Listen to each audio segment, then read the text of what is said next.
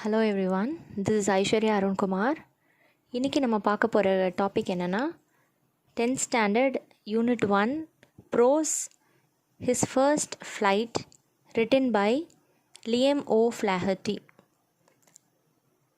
So இந்த his first flight அப்படின்ற lesson வந்து எதை பற்றின்னு பார்த்தோம்னா, it's about a young seagull. அதாவது ஒரு சிறிய கடற்பறவை பறக்கிறதுக்கே வந்து ரொம்ப பயந்து அதோட பயத்தினாலையும் அது எங்கே நம்ம தண்ணியில் மூழ்கிடுவோமோ அப்படின்னு நினச்சோம் அது பறக்காமையே இருந்துகிட்ருக்கு. ஸோ அதோட மதர் அந்த யங் சீகலை எப்படியெல்லாம் மோட்டிவேட் பண்ணி எப்படியெல்லாம் சப்போர்ட் பண்ணி அதை வந்து பறக்க வச்சுது அப்படின்றத பற்றி தான் இந்த லெசன். அதுதான் ஹிஸ் ஃபர்ஸ்ட் ஃப்ளைட். அவரோட அந்த யங் சீகலுடைய முதல் பயணம் அது வந்து பறக்கிறதுக்கு எப்படி தொடங்குது அப்படின்னு சொல்கிறது தான் இந்த lesson. The young seagull was alone on his ledge. His two brothers and his sister had already flown away the day before. அதாவது இந்த யங் சீகல் வந்து அதோட லெட்ஜில், அதாவது லெட்ஜுன்றது ஒரு பாறையில் இருக்கக்கூடிய ஒரு சின்ன ஒரு ஃப்ளாட்டான சர்ஃபேஸ் தான். ஸோ அந்த இடத்துல தனியாக இருந்துகிட்ருக்கு. So his brothers and sister, அதாவது அதோட 2 பிரதர்ஸும் அதோட சிஸ்டரும் ஒரு நாள் முன்னாடியே பறந்து போயிடுறாங்க. He had been afraid to fly with them. So இந்த யங் சீகலுக்கு வந்து அந்த பிரதர்ஸ் சிஸ்டர்ஸோட பறக்கிறதுக்கு ரொம்ப பயந்து இது வந்து பறக்காமல் அதே இடத்துல தனியாக உட்காந்துட்ருக்கு. Somehow when he had taken a little run forward to the brink of the ledge and attempted to flap his wings, he became afraid. So இப்போ என்ன ஆகுது, சரி நம்ம எப்படியாவது பறந்துருவோம் அப்படின்னு சொல்லி ஒரு சின்ன சின்ன ஸ்டெப்ஸ் வச்சு இந்த யங் சீகல் வந்து முன்னாடி நகர்ந்து எப்படியாவது பறந்துடலாம் அப்படின்னு சொல்லி அந்த லெட்ஜோடைய கார்னருக்கு எட்ஜுக்கு போய் பார்க்கும்போது and attempted to flap his wings, he became afraid. So அது வந்து பறக்க முயற்சிக்கலாம் அப்படின்னு நினைக்கும் போதே அதுக்கு வந்து ரொம்ப பயந்து போயிடுது. The great expanse of the sea stretched down beneath, and it was such a long way down, miles down. So அந்த இடத்துலேருந்து பார்க்கும்போது அந்த கீழே அந்த லெட்ஜிலேருந்து பார்க்கும்போது கீழே இருக்கக்கூடிய அந்த கடல் வந்து அவ்வளோ ஒரு லாங்கான ஒன்றா, அவ்வளோ பெரிய ஒரு சீயாக வந்து இருக்கிறதுனால இந்த சீகலுக்கு வந்து ரொம்ப ரொம்ப பயமாக இருக்குது. ஸோ அதனால் அந்த இடத்துலேருந்து அதோட லெட்ஜிலேருந்து அந்த சீயை கீழே நோக்கி பார்க்கும்போது அவ்வளோ மைல்ஸ் டவுன், ரொம்ப மைல்ஸ் டவுனில் அந்த சீ வந்து காணப்படுது. So he felt certain that his wings would never support him. So he bent his head and ran away back to the little hole under the ledge where he slept at night. So அது வந்து கீழே குனிஞ்சு பார்த்த உடனே அதோட wings அது வந்து அதில் பயந்து போய் அதோட விங்ஸ் வந்து அது பறக்கிறதுக்கு சப்போர்ட் பண்ணாமல் போயிடுமோ அப்படின்னு நினச்சி திரும்ப பின்வாங்கி ஓடி வந்து அது எந்த இடத்துல தூங்குமோ அந்த இடத்துக்கே வந்து சேர்ந்துருது அந்த லெட்ஜில்.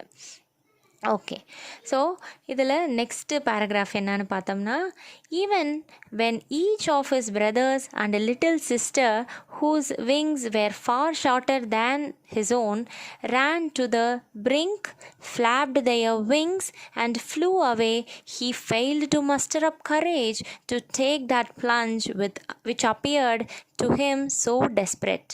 ஸோ இதில் என்ன ஆகுதுன்னா, அந்த பிரதர்ஸ் அண்ட் சிஸ்டர்ஸ் இருக்காங்க இல்லைங்களா, ஸோ அவங்க வந்து இந்த யங் சீகலை விடவே ரொம்ப சின்னவங்க தான், younger than the young seagull. ஆனால் அவங்களோட ஃபெதர்ஸும் எப்படி தான் இருக்கும், இந்த யங் சீகலை விட அவங்களோட ஃபெதர்ஸ் வந்து ரொம்ப ஷார்ட்டாக தான் இருக்கும். ஆனால் அவங்களே என்ன பண்ணிட்டாங்க, அந்த கார்னர், அதாவது அந்த லெட்ஜுடைய கார்னருக்கு போய் அவங்களோட சிறகு அடித்து அவங்க பறந்துட்டாங்க. ஆனால் இந்த சீகலுக்கு அந்த தைரியத்தை வரவழைக்க தெரியாமல் இது வந்து பறக்காமல் அந்த இடத்துலையே ரொம்ப தயக்கத்தோடு அங்கேயே இருந்துடுது. ஸோ இந்த இடத்துல அந்த மஸ்டர் அப் அப்படிங்கிறது வந்து நாட் கேதரிங், அதாவது அதுக்கு வந்து அதோட அந்த ஒரு என்ன சொல்கிறது, ஒரு கரேஜை வந்து கொண்டு வர முடியாத நிலை. ஸோ அதுதான் மஸ்டர் அப் த கரேஜ் அப்படின்னு சொல்லி கொடுத்துருக்காங்க.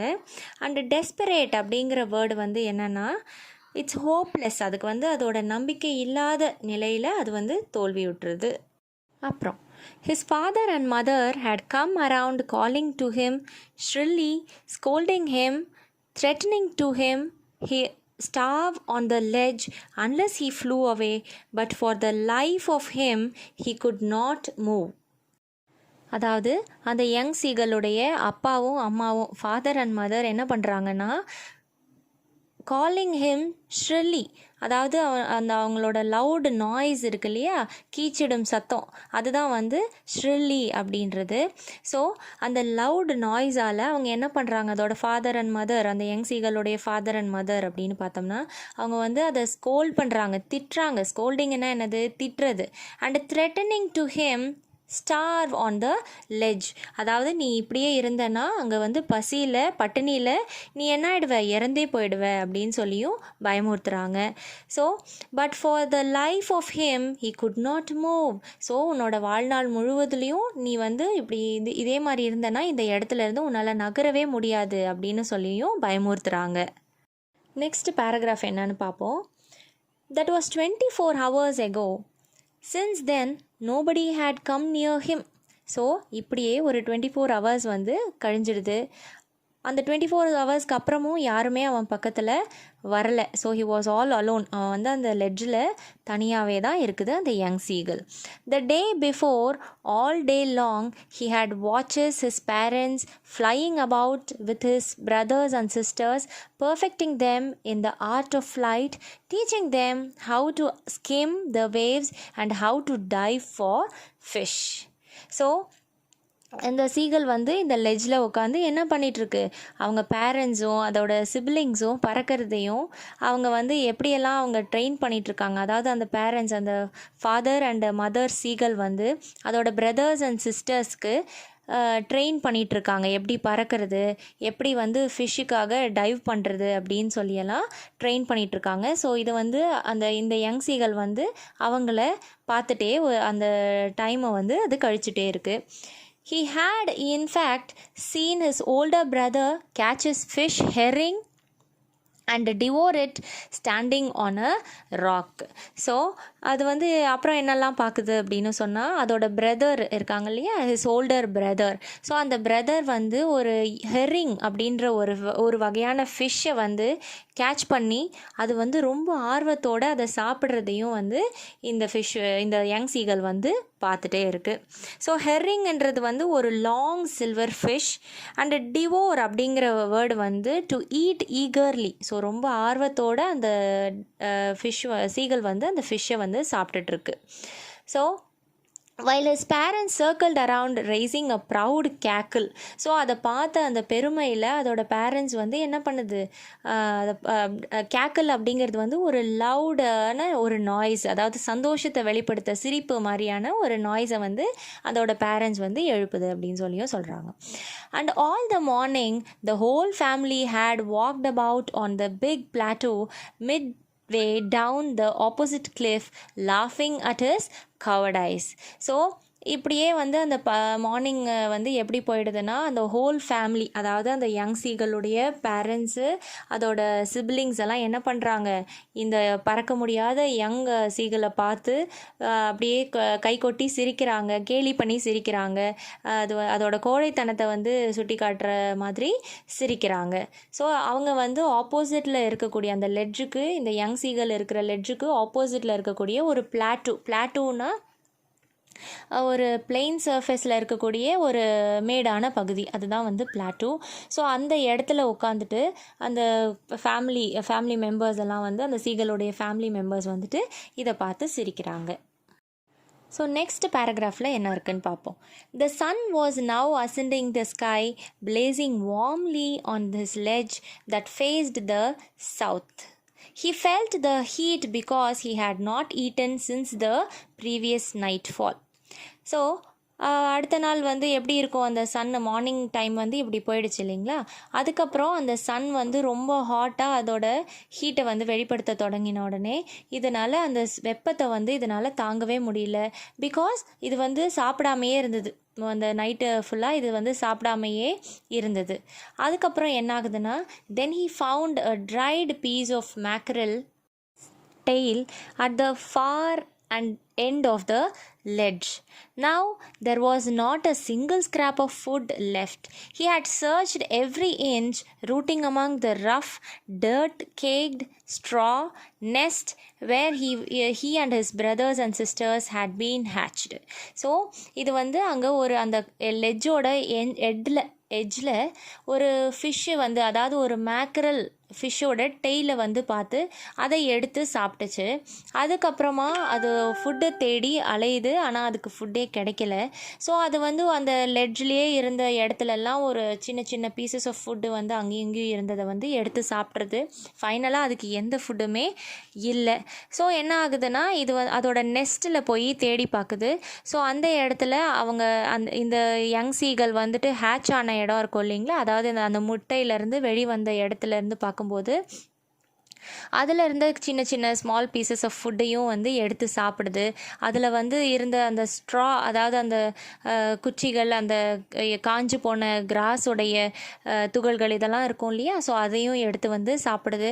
அட் லாஸ்ட் என்ன பண்ணுது, அதோட எக்கையே வந்துட்டு எக் ஷெல், அதாவது அந்த எக் ஷெல் இருக்கும் இல்லைங்களா, முட்டையோட ஓடு, ஸோ அதையும் வந்து கொஞ்சம் கொஞ்சமாக அந்த ட்ரைட் பீசஸ் எல்லாம் எடுத்து சூ பண்ணி சாப்பிடுது. ஸோ அங்கே க்னாட் அப்படிங்கிற அந்த வேர்டு வந்து என்ன அர்த்தம், சூட் அப்படின்னு அர்த்தம். So it was like eating a part of himself. So அந்த இது வந்து வெளிவந்த அந்த எக்கோடைய ஷெல்லையே எடுத்து சாப்பிடும்போது இது வந்து எப்படி ஃபீல் பண்ணுதுன்னா, அதோட பார்ட், ஒன் ஆஃப் த பார்ட்டையே இது சாப்பிட்ற மாதிரி ஃபீல் பண்ணுது. அதுக்கு அடுத்த பேராகிராஃப் என்னன்னா, he then trotted back and forth from one end of the ledge to the other, his long grey legs stepping daintily, trying to find some means of reaching his parents without having to fly. So அடுத்தது என்ன பண்ணுது இந்த சீகல்னு பார்த்தோம்னா, அதோட அந்த லாங்கான பாதங்களால் அப்படியே குதிச்சு அந்த எண்டுக்கும் இன்னொரு எண்டுக்கும் நகர்ந்து பார்க்குது. இது வந்து எப்படியாவது அது பேரண்ட்ஸ் கிட்ட போயிடலாம், அதாவது பறக்காமையே இதோட பேரண்ட்ஸை எப்படியாவது நம்ம போய் அடைஞ்சிடணும் அப்படின்னு நினைக்கிது. But on each side of him the ledge ended in a sheer fall of precipice and with the sea beneath.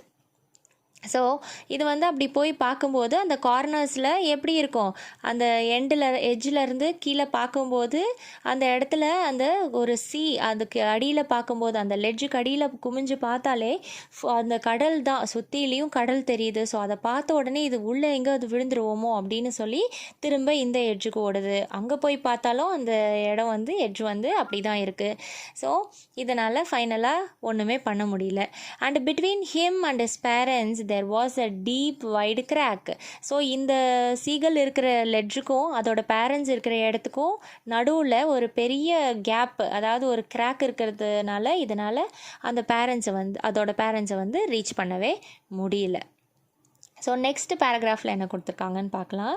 Surely he could reach them without flying if he could only move northwards along the cliff face. But then on what could he walk?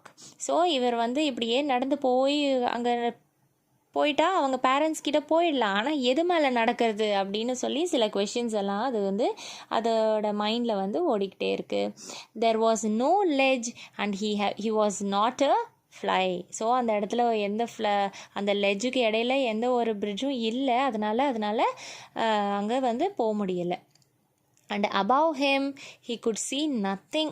So அதுக்கு மேலே ஏதாவது நடந்து போகிற மாதிரியான place ஏதாவது இருக்குமான்னு பார்த்தா அதுவும் எதுவும் இல்லை. So the precipice was sheer and the top of it was perhaps farther away than the sea beneath him. So அந்த precipice அப்படின்றது வந்து ஃபுல்லாக ஓப்பனாக இருக்கும் இல்லைங்களா, அந்த இடமே வந்து ஓப்பனாக இருக்குது, எதுவுமே அதுக்கு நடக்கிறதுக்கான இடம் எதுவும் இல்லாமல் ஓப்பனாக இருக்கிறதுனால அதனால் அந்த இடத்துக்கு வந்து சென்றடைய முடியலை. அதாவது ப்ரெசிபைஸ் அப்படின்னு சொன்னால் ஒரு மவுண்டெயினில் இருக்கக்கூடிய ஒரு சின்ன ஒரு முனை அப்படின்னு சொல்லலாம். ஸோ அந்த இடத்துலேருந்து பார்க்கும்போது சுற்றிலையும் கீழே பார்த்தா கடல் தான் தெரியுதே தவிர அதுக்கு போகிறதுக்கான வழி எதுவும் தெரியல. So next, he stepped slowly out to the brink of the ledge and standing on one leg with the other leg hidden under his wing, he closed one eye, then the other and pretended to be falling asleep. சரி, இப்போ இதுக்கு இன்னொரு idea கிடைக்கிது. என்ன அப்படின்னு சொன்னால், சரி நம்ம தூங்குற மாதிரி நடிப்போம், தூங்கிட்டே அப்படியே விடுற மாதிரி நடித்தோம்னா அவங்க வந்து நம்மளை பார்த்து பரிதாபப்பட்டு இங்கே வந்துருவாங்க அப்படின்னு சொல்லி ட்ரை பண்ணுது. So he stepped slowly out to the brink of the ledge, அதாவது அந்த லெட்ஜுடைய கார்னரில் போய் நிற்கிது. நின்ன அப்புறமா standing on one leg with the other leg hidden under his wing. So ஒரு லெக்கில் நின்றுட்டு இன்னொரு லெக்கை மடித்து அதோட விங்கு கடியில் மறைச்சி வச்சுக்குது. He closed one eye, so ஒரு ஐ க்ளோஸ் பண்ணிவிட்டு and then the other, so இன்னொரு ஐயும் க்ளோஸ் பண்ணிவிட்டு தூங்கி விடுற மாதிரி நடிக்குது. Still they took no notice of him. So அவங்க வந்து இதை பார்த்தும் கண்டுக்கவே இல்லை. He saw his two brothers and his sister lying on the plateau dozing with their head sunk into their necks. So அங்கே நின்றுட்டே இது அதோட பிரதர்ஸ் அண்ட் சிஸ்டர்ஸை பார்க்குது. ஸோ அவங்களும் வந்து நல்லா தூங்கிட்டு இருக்காங்க. அதுவும் எப்படி அப்படின்னு சொன்னால், அது அவங்களோட ஹெட்டை வந்து அந்த அவங்களோட ஃபெதர்ஸ்குள்ளே விட்டு அந்த நெக்கை வந்து இப்படி மடித்து அந்த பிரதர்ஸ் அண்ட் சிஸ்டர்ஸும் வந்து தூங்கிட்டு இருக்காங்க. His father was preening the feathers of his white back. So preening அப்படின்ற வேர்டு வந்து இட் மீன்ஸ் க்ளீனிங். அந்த ஃபெதர்ஸ் எல்லாம் க்ளீன் பண்ணோம் இல்லையா பேர்ட்ஸ் எல்லாம், ஸோ அந்த மாதிரி அதை வந்து க்ளீன் பண்ணிகிட்டு இருக்கு. அதுக்கப்புறம் only his mother was looking at him. So அந்த யங் சீகளுடைய மதர் தான் இந்த சீகளை வந்து பார்த்துட்ருக்கு. Next, she was standing on a little high hump on the plateau, her white breast thrust forward. Now and again she tore at a piece of fish that lay at her feet and then scraped each side of her beak on the rock. So இது இப்படி ப்ரிட்டெண்ட், அதாவது இப்படிலாம் நடிக்கிறத பார்த்து அதோட mother என்ன பண்ணுது, அந்த ஒரு பிளாட்டூவில் நின்று ஒரு இடத்துல நின்று ஒரு ஃபிஷ்ஷை வந்து எடுத்து, ஒரு பீஸ் ஆஃப் ஃபிஷ்ஷை வந்து எடுத்து அதை வந்து அப்படியே பிச்சு சாப்பிட்ற மாதிரி அந்த யங் சீகளுக்கு வெறுப்பேற்றுற மாதிரி இந்த மதர் சீகள் வந்து பண்ணுது.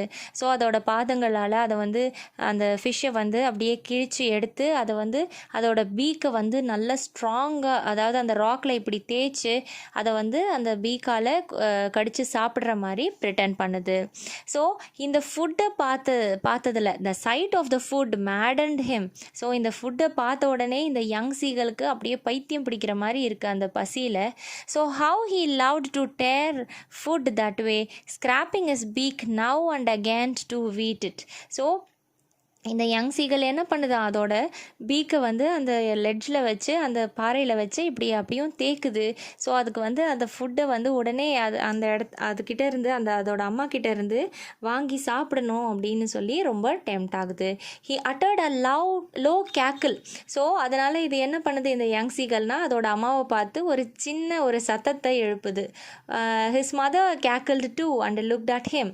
ஸோ அதோட மதரும் அது பதிலுக்கு என்ன பண்ணுதான், அதுவும் இதை பார்த்து ஒரு லோ நாய்ஸில் கத்துது. "Ga, ga, ga," he cried, begging her to bring him over some food.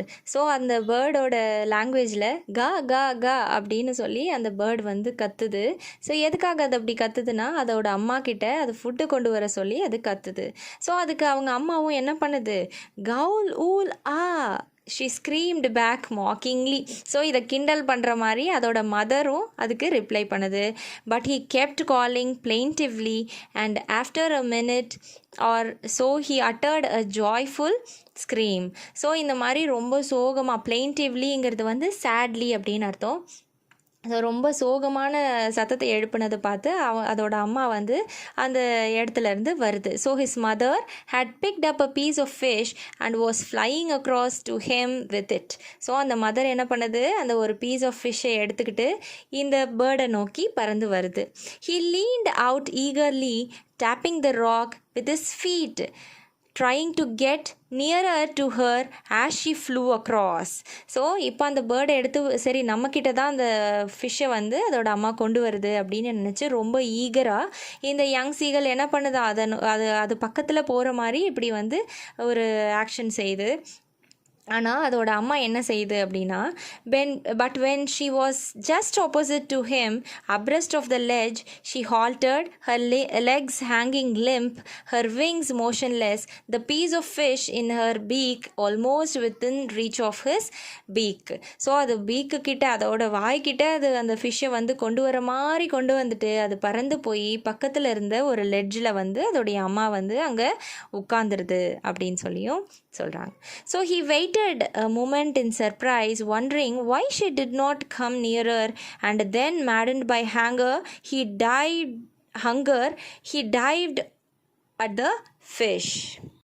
So ஒரு நிமிஷம் இந்த யங் சீகலுக்கு ஒன்றுமே புரியல, எதனால் அம்மா பறந்து வந்தது, அந்த ஃபிஷ்ஷை எடுத்துகிட்டு வந்தது, ஆனால் நம்மக்கிட்ட வரலையே, அது வந்து தள்ளி போய் உட்காந்துருச்சே, ஏன் அப்படின்னு சொல்லி ரொம்ப ஒரு சர்ப்ரைஸ் ஆச்சு, ஒரு கவலைப்பட்டுச்சு.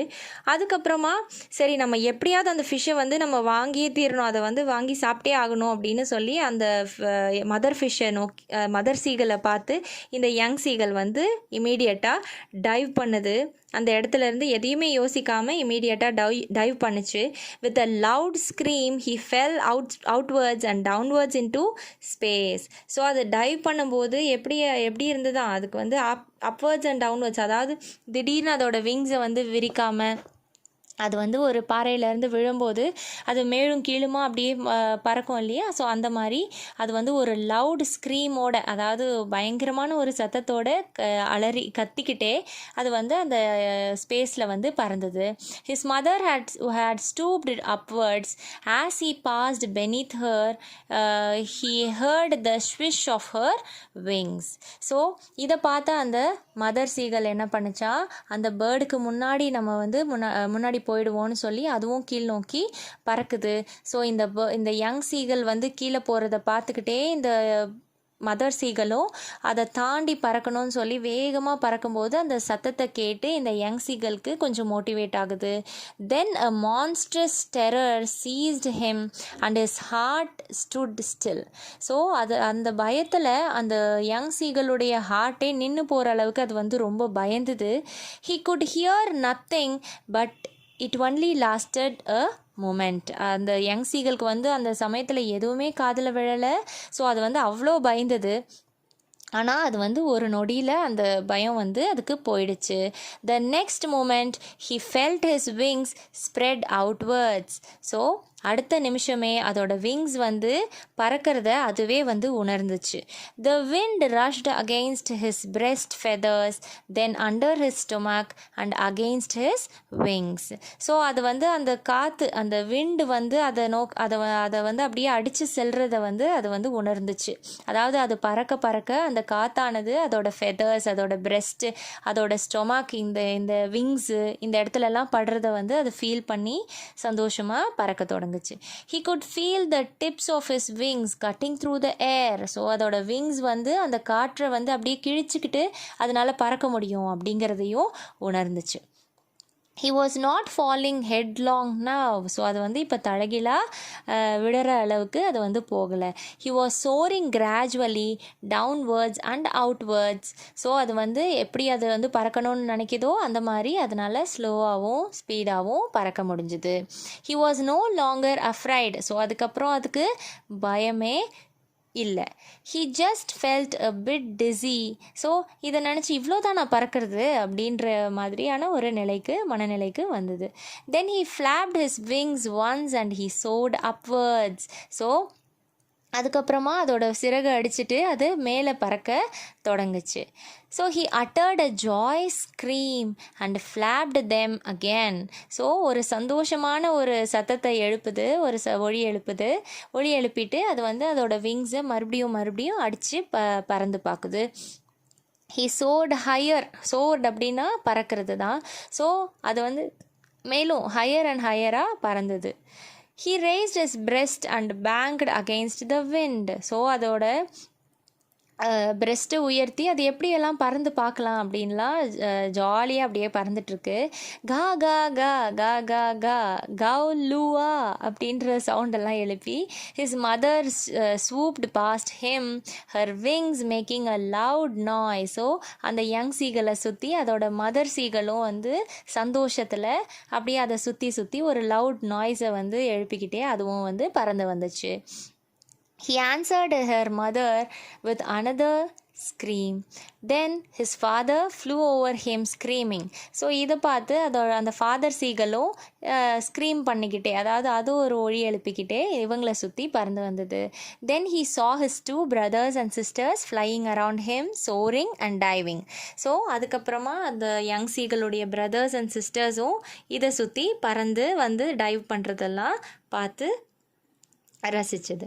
Then he completely forgot that he had not always been able to fly and commenced to dive and soar, shrieking shrilly. So அதுக்கப்புறம் இதுக்கு வந்து பறக்க தெரியாது அப்படிங்கிற விஷயத்தையே அந்த யங் சீகள் மறந்துருச்சு.